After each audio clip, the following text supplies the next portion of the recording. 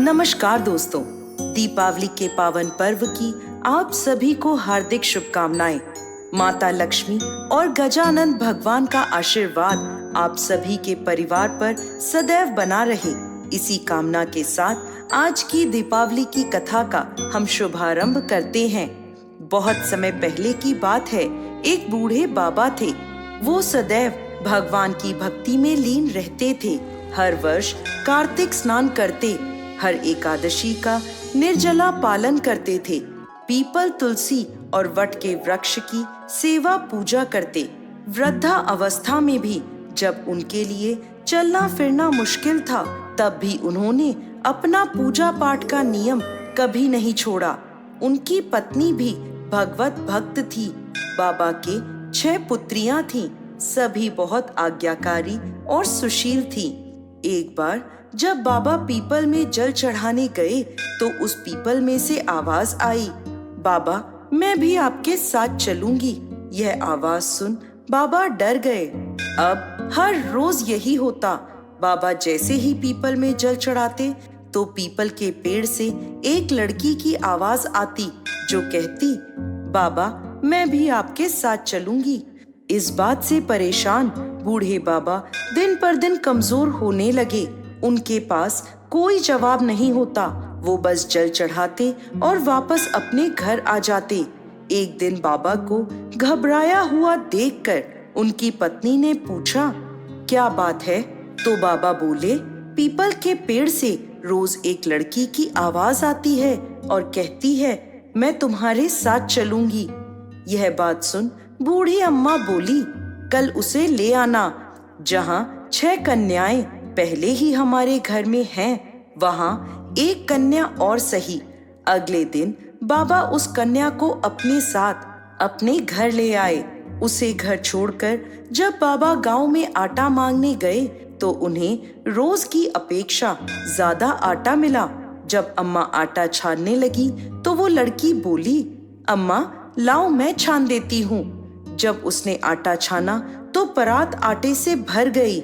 जैसे ही अम्मा खाना बनाने बैठी तो वो कन्या बोली, अम्मा आज खाना मैं बनाऊंगी। इस बात पे अम्मा बोली, रहने दे बेटा, तेरा हाथ जल जाएगा। लेकिन वह कन्या नहीं मानी और खाना बनाने लगी। उसने तरह तरह के 3600 व्यंजन बना दिए। सभी ने भरपेट भोजन किया। बाबा के मन का डर अब छू हो गया था। रात में अम्मा का भाई आया और बोला, मैं खाना खाऊंगा। अम्मा तो परेशान हो गई, अब खाना कहाँ से आएगा? उस कन्या ने पूछा, अम्मा क्या बात है, तुम परेशान क्यों हो? तो अम्मा बोली, बेटी मेरा भाई आया है और कह रहा है कि खाना खाएगा, परंतु अपने घर में तो अन्न का एक दाना भी नहीं बचा। अब उसे मैं क्या खिलाऊं?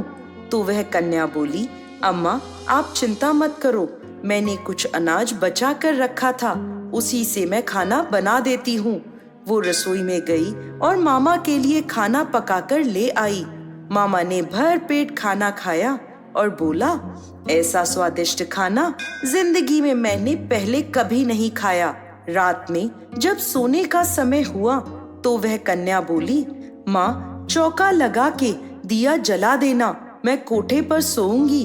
अम्मा बोली, बेटा तू वहाँ डर जाएगी। कन्या बोली, नहीं नहीं माँ, मैं नहीं डरूंगी।